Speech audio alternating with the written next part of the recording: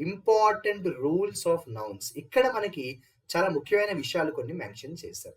Competitive ఎగ్జామ్స్‌కి ఇది చాలా అవసరం. ఇదిగోండి రూల్ నంబర్ 1 చూడండి. కొన్ని నౌన్స్ చూడ్డానికి ఎలా ఉన్నా కూడా అవి ఎప్పుడు సింగులరే.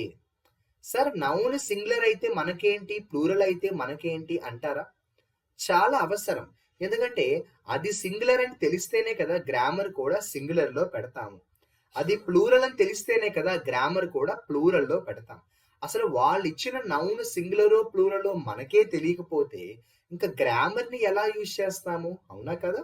సో, వాళ్ళు మెన్షన్ చేసిన నౌను సింగులరా, ప్లూరలా అన్న విషయం మనకి చాలా క్లియర్‌గా అర్థం అవ్వడం చాలా అవసరం.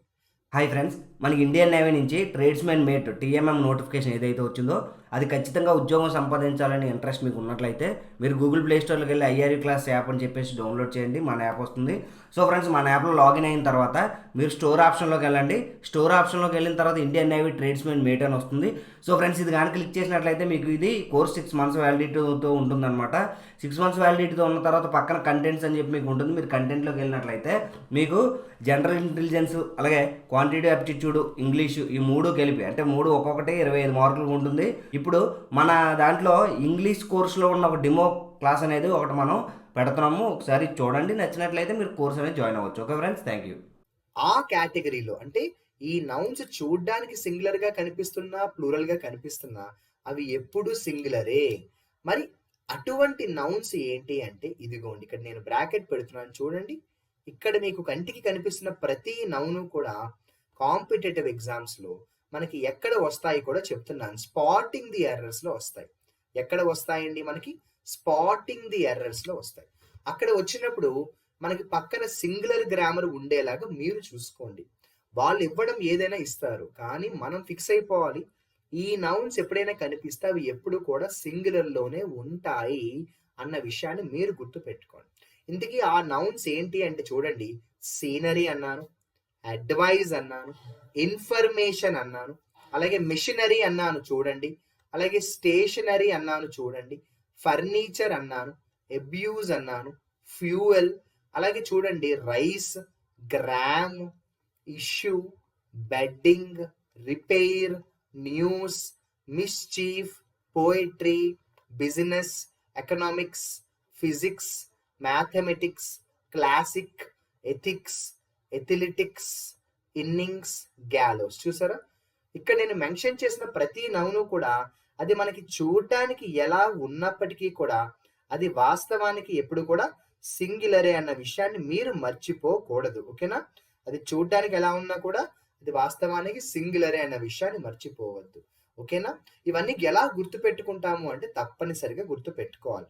ఎందుకంటే అది సింగులరో, ప్లూరలో తెలిస్తేనే దాన్ని బట్టి ఎగ్జామ్‌లో మనకి ఏదైనా ఒక క్వెషన్ వచ్చినప్పుడు మనం కాన్ఫిడెంట్‌గా, ఈజీగా ఆన్సర్ చేయగలం. అసలు వాళ్ళిచ్చిన నౌన్ సింగులరో, ప్లూరలో మనకే తెలియకపోతే మనం ఇప్పుడు ఆన్సర్ చేయడం ఇబ్బంది అవుతుంది. ఉదాహరణకి ఇవన్నీ కూడా నేను సింగులరే అన్నాను. ఇవన్నీ కూడా నేను సింగులరే అన్నాను. అంటే మీరే చెప్పండి. ఇవన్నీ సింగులర్ అన్నాను కాబట్టి హ్యాస్ వస్తుందా? హ్యావ్ వస్తుందా? మీరు చెప్పండి. ఇవన్నీ సింగులర్ కాబట్టి హ్యాస్ వస్తుంది. అలాగే ఇవన్నీ సింగులర్ కాబట్టి ఈజ్ వస్తుందా? ఆర్ వస్తుందా? చెప్పండి. ఇవన్నీ సింగులర్ కాబట్టి ఈజ్ రావాలి. అలాగే ఇవన్నీ సింగులర్ కాబట్టి డూ రావాలా? డస్ రావాలా? చెప్పండి. ఇవన్నీ సింగులర్ కాబట్టి డస్ రావాలి. ఇవన్నీ సింగులర్ కాబట్టి వజ్ రావాలా? వర్ రావాలా? చెప్పండి. ఇవన్నీ సింగులర్ కాబట్టి వజ్ రావాలి. చూసారా? ఇలా మనకి ఏ నౌన్స్‌ని వాళ్ళు మెన్షన్ చేసినా మనం గుర్తుపెట్టుకోవాల్సిన అవసరం ఉన్న పాయింట్ ఏంటంటే ఇవి ఎప్పుడూ సింగులర్‌లోనే ఉంటాయి. ఇప్పుడు దాన్ని బట్టి మీకు అర్థమయ్యేలాగా ఒక మంచి ఎగ్జాంపుల్ చెప్తాను చూడండి. వాళ్ళిచ్చిన ఎగ్జాంపుల్‌లో ఏ విషయాన్ని మెన్షన్ చేశారో చూడండి. The scenery of Nainital is enchanting అన్నారు. నైనిటాల్ యొక్క సీనరీ చాలా బావుంటుంది అన్నారు. ఇదిగోండి వాళ్ళు సీనరీ అనే వర్డ్‌ని మెన్షన్ చేశారు. మరి సీనరీ మెన్షన్ చేసినప్పుడు ఖచ్చితంగా సింగులరే కాబట్టి మనం ఈజ్‌ని యూజ్ చేశాం. అలాగే చూడండి అడ్వైజ్ అన్నారు కానీ వాళ్ళు అడ్వైజెస్ అనే ఒక వర్డ్ వాడారా? వాడలేదు.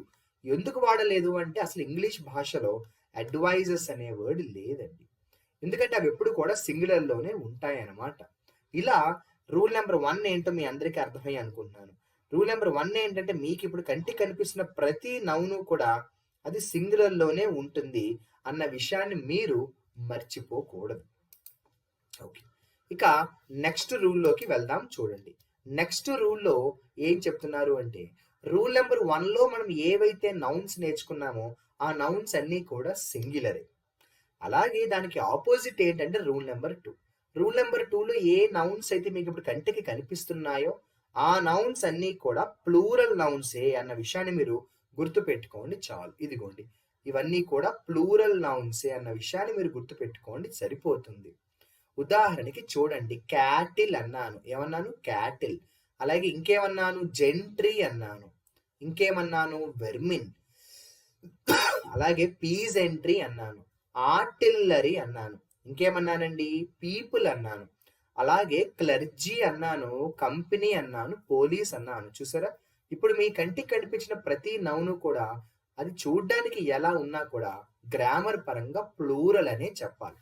సార్ ప్రతి వర్డ్ మాకు తెలుగులో ఎక్స్‌ప్లెయిన్ చేయండి అని అడిగితే ఏమవుతుందంటే చాలా వర్డ్స్ ఉంటాయి. ప్రతి వర్డ్ తెలుగులో చెప్పడానికి మరింత టైం పడుతుంది కాబట్టి కొన్ని చెప్తాను. మీరు అర్థం తెలుసుకునే ప్రయత్నం చేయండి. ఉదాహరణకి జెంట్రీ అన్నాను. జెంట్రీ అంటే ఏంటంటే మనకి ఊరు పెద్దలు అంటాం కదా! ఒక ఊర్లో ఊరు పెద్దలు అంటారు కదా! వాళ్ళని మనం జెంట్రీ అంటాము. అలాగే క్లెర్జీ అన్నారు. ఏమన్నారండి? క్లెర్జీ అన్నారు. క్లెర్జీ అంటే ఏంటి అంటే మతానికి సంబంధించిన పెద్దలు ఉంటారు కదా! మత పెద్దలు అంటామనమాట. ఇక పీజెంట్రీ అన్నాం కదా! ఏమన్నామండి మనం? పీజెంట్రీ అన్నాము. అసలు పీజెంట్రీ అంటే ఏంటి అంటే రైతులు. మన రైతులు అందరి కోసం మాట్లాడేటప్పుడు పీజెంట్రీ అంటాం. ఇలా మీకు కంటికి కనిపిస్తున్న నౌన్స్ ఎప్పుడు కూడా బహువచనంలోనే ఉంటాయి. ప్లూరల్‌లోనే ఉంటాయి అన్న విషయాన్ని మర్చిపోవద్దు. ఎగ్జాంపుల్ చెప్తున్నాను చూడండి. The cattle are grazing in the ground అన్నాను. క్యాటిల్ అనేది ఇక్కడ ప్లూరలే. అందుకే నేను ఆర్ వాడాను. ఈజ్ వాడలేదు. అలాగే రెండవ ఎగ్జాంపుల్ చూడండి. Police have controlled the situation అన్నాను. పోలీస్ గురించి మాట్లాడుతున్నాను. నేను ఇక్కడ గ్రామర్‌ని హావ్‌గా యూజ్ చేశాను. గ్రామర్ నేను హావ్ యూజ్ చేశాను. So, police have controlled the situation అన్నాను. చూసారా? Cattle are grazing in the ground అన్నానండి. అలాగే police have controlled the situation అన్నాను. ఇక్కడ క్యాటిల్ అయినా, ఇక్కడ పోలీస్ అయినా కూడా నేను దాన్ని బహువచనంలో యూజ్ చేశాను. ప్లూరల్ గానే యూజ్ చేశాను అన్న విషయాన్ని మర్చిపోకూడదు. సరే. ఇక రూల్ నంబర్ 3కి వద్దాం చూడండి. ఈ రూల్ చాలా ఇంపార్టెంట్. ఇక్కడ మీకు కనిపిస్తున్న నౌన్స్ అన్నీ కూడా ప్లూరల్‌లోనే ఉంటాయి. అంటే గ్రామర్ ఎప్పుడు కూడా బహువచనానికి సంబంధించిన గ్రామర్‌నే మనం వాడతాము. ఇక్కడ మీకు కనిపిస్తున్న నౌన్స్ అన్నీ కూడా ప్లూరల్‌లోనే యూజ్ చేయాలి. అదేంటి సార్ ఇందాక చెప్పినవి కూడా ప్లూరలే అన్నారు కదా! మరి వాటికి వీటికి తేడా ఏంటంటే, ఇక్కడ రూల్ నంబర్ 2లో మీకు కనిపిస్తున్న నౌన్స్ చూడ్డానికి ఎలా ఉన్నాయి చూడండి. సింగులర్‌గా ఉన్నాయి. ఉదాహరణకి క్యాటిల్ అనేది చూడ్డానికి ఎలా ఉంది? సింగులర్‌గా ఉంది. పోలీస్ చూడ్డానికి ఎలా ఉంది? సింగులర్‌గా ఉంది. కానీ ఇవి చూడ్డానికే సింగులరు. వాస్తవానికి ఇవన్నీ కూడా ప్లూరల్. కానీ రూల్ నంబర్ 3లో అలా కాదండి. మీకు కనిపిస్తున్న నౌన్స్ చూడ్డానికి ప్లూరల్‌గానే ఉన్నాయి కదా! మీకు కనిపిస్తున్న నౌన్స్ అన్నీ కూడా చూడ్డానికి ప్లూరల్‌గానే ఉన్నాయండి. వాస్తవానికి కూడా ఇవన్నీ ప్లూరల్‌గానే ఉన్నాయి. కావాలంటే చూడండి.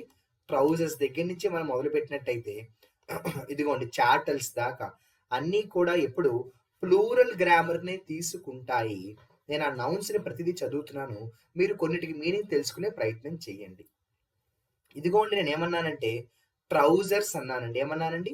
ట్రౌజర్స్ అన్నాను. అలాగే సిజర్స్ అన్నాను. స్పెక్టకల్స్ అన్నాను. కళ్ళద్దాలు. అదేంటి సార్ మనం సిజర్స్ ఎందుకంటాము? ఒక కత్తెర ఉంటే సిజర్ అంటాం కదా! అని చాలామంది అనుకుంటారు. కాదండి. అసలు ఇంగ్లీష్ భాషలో సిజర్ అనే వర్డ్ యూజ్ చేయకూడదు. సిజర్స్ అనే వర్డే ఉంటుంది. అలాగే స్టాకింగ్స్ అంటాము. చాలా ముఖ్యమైనది. అలాగే షార్ట్స్ అంటాము చూడండి. అంతేకాకుండా మీజిల్స్ అంటాము. చాలా ముఖ్యమైన వర్డ్ ఇది. అంతేకాకుండా గూడ్స్ అంటాము చూడండి. ఆర్మ్స్ అంటాము. అలాగే ప్రెమిసెస్ అంటాము. థాంక్స్ అంటాము. టైడింగ్స్ అంటాము. అలాగే యానల్స్ అంటాము. చాటల్స్ అంటాము. చూసారా? ఇక్కడ మీకు కంటికి కనిపిస్తున్న నౌన్స్ అన్నీ కూడా ప్రత్యేకమైన నౌన్స్‌గా మనం మాట్లాడతాం. ఏ రకంగా అవి స్పెషల్‌గా ఉంటాయి అంటే ఒకటే రీజన్ అండి.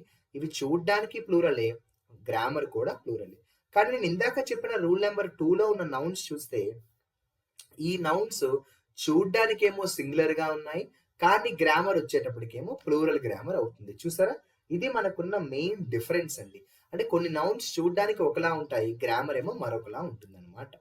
అందుకే చూడండి, వేర్ ఈజ్ మై ట్రౌజర్స్ అని అనకూడదండి. ఎందుకంటే ఎగ్జాంపుల్ చూడండి, వేర్ ఈజ్ మై ట్రౌజర్స్ అని అనకూడదండి. ఎందుకంటే నా ట్రౌజర్స్ ఎక్కడ అని చెప్పినప్పుడు మనం ట్రౌజర్స్ గురించి మాట్లాడుతున్నాం కాబట్టి ట్రౌజర్స్ అనేది ఖచ్చితంగా బహువచనం కాబట్టి వేర్ ఆర్ మై ట్రౌజర్స్ అని అంటాం కానీ వేర్ ఈజ్ మై ట్రౌజర్స్ అని మనం యూస్ చెయ్యకూడదనమాట. ఇక మనం రూల్ నెంబర్ 4లోకి వద్దాము. కేర్ఫుల్గా రూల్ నెంబర్ 4ని మీరు ఫాలో అవ్వండి. రూల్ నెంబర్ 4లో మనం దేని గురించి మాట్లాడుతున్నామో ఒక్కసారి మీరు గమనించండి. రూల్ నెంబర్ 4లో మనం ఏమన్నామో చూడండి.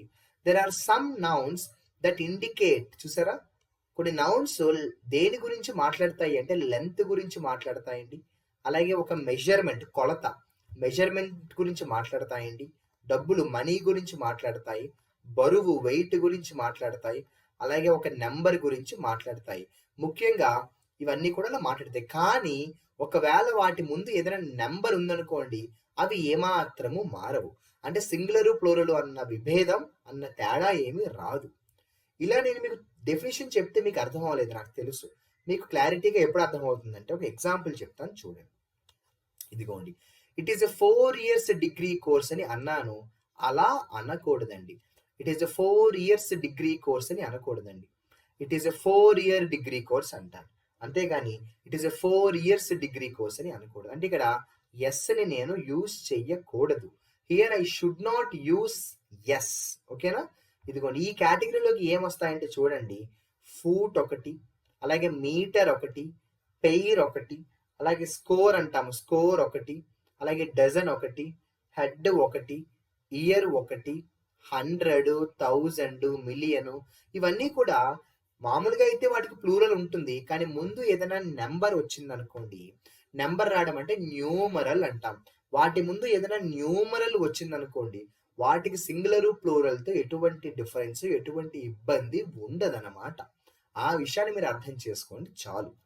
ఇక నెక్స్ట్ రూల్లోకి వెళ్దాము. Rule number 5. ఇది చాలా ఇంపార్టెంట్ కాంపిటేటివ్ ఎగ్జామ్స్లో. నేను మీకు ఈ క్లాస్ మొదట్లో టైప్స్ ఆఫ్ నౌన్స్ గురించి మాట్లాడినప్పుడు కలెక్టివ్ నౌన్స్ అనే ఒక రకమైన నౌన్స్ గురించి నేను మాట్లాడాను. ఇదిగోండి, జూరీ ఒకటి, పబ్లిక్ ఒకటి, team, committee, government, audience, orchestra, company, ఇవన్నీ ఏంటండి మనకి కలెక్టివ్ నౌన్స్ కదా. అయితే ఈ కలెక్టివ్ నౌన్స్ సింగులర్ అయినా అవ్వచ్చండి, ప్లూరల్ అయినా అవ్వచ్చు. అదేంటి సార్, సింగులర్ అయినా అవ్వచ్చు, ప్లూరల్ అయినా అవ్వచ్చు అన్నారు. మరి అది ఎగ్జామ్లో క్వశ్చన్ అడిగినప్పుడు మనం దాన్ని ఎలా ఐడెంటిఫై చేయగలము? అది సింగులరు ప్లూరల్ మనకే తెలియకపోతే ఎలా అని మనం అనుకుంటాం. ఒక్క విషయం చెప్తాను, మర్చిపోకండి. అవి సింగులరా ప్లూరలా అన్న డౌట్ వచ్చినప్పుడు క్వశ్చన్లో కరెక్ట్గా అబ్జర్వ్ చేస్తే ఆన్సర్ అక్కడే లభిస్తుంది. ఎలాగో నేను మీకు అర్థమయ్యేలా చెప్తాను చూడండి. ఈ example, the jury were divided in their opinion అన్నానండి. అంటే అసలు ఈ సెంటెన్స్ మీరు కానీ క్లియర్గా చదివి అర్థం తెలుసుకుంటే ఏమన్నారండి, జ్యూరీ విడిపోయింది. అయితే ఎలా విడిపోయిందని చెప్పానండి, అభిప్రాయ భేదాలతో విడిపోయింది అన్నాను. పైగా దేర్ ఒపీనియన్ అని అన్నాను. ఒపీనియన్ అంటే మనుషులకు ఉంటాయి అభిప్రాయాలు, వస్తువులకు ఉండవు. ఎప్పుడైతే నేను ఇక్కడ దేర్ ఒపీనియన్ అన్నాను, దేర్ అంటే ఎవరండి, ఆ జ్యూరీలో ఉండే మనుషులు లేదా జ్యూరీ మెంబర్స్ అంటాం మనం, అవునా. ఇక్కడ దేర్ అంటే ఏంటంటే జ్యూరీలో ఉండే పీపుల్ లేదా జ్యూరీ మెంబర్స్ అంటాం. మరి జ్యూరీలో ఉండే పీపుల్ లేదా జ్యూరీ మెంబర్స్ని మనం ఇప్పుడు ఎలా చెప్తామండి, అది ప్లూరలే కదా. అందుకే మనం ఏం చేసాం, మనం గ్రామర్ కూడా ప్లూరల్ గ్రామర్ని చక్కగా యూజ్ చేసాం. అర్థమైందా? సో అక్కడ జ్యూరీ విడిపోయింది అంటే, జ్యూరీ విడిపోవడం అంటే ఏంటి, విడిపోవచ్చు. కొన్నిసార్లు సంస్థలు కూడా విడిపోతాయి. కానీ అభిప్రాయ భేదాలతో అని అంత క్లియర్గా చెప్పినప్పుడు ఇంకా మనకి డౌట్ ఎందుకండి. డిఫరెన్సెస్ ఆఫ్ ఒపీనియన్స్ అని అంత క్లియర్గా వాళ్ళే మెన్షన్ చేసినప్పుడు మనం ఇబ్బంది పడవలసిన అవసరం లేదు కదా. ఓకేనా, రైట్. ఇక నెక్స్ట్, ఇలా మనకి చెప్పుకుంటూ పోతే చాలా ఇంపార్టెంట్ కేటగిరీ ఒకటి ఉంటుంది. అది నేను మీకు ఎక్స్ప్లెయిన్ చేస్తాను చూడండి. కన్ఫ్యూజ్డ్ నౌన్స్ అంటామండి. అంటే కొన్ని నౌన్స్ ఎలా ఉంటాయి అంటే చాలా జాగ్రత్తను మనం పాటించాలి. వాటిని ఏమంటామంటే మనం కన్ఫ్యూజ్డ్ నౌన్స్ అంటాం. మీరు ఇబ్బంది పడద్దు, నేను ఎక్స్ప్లెయిన్ చేస్తాను క్లియర్గా.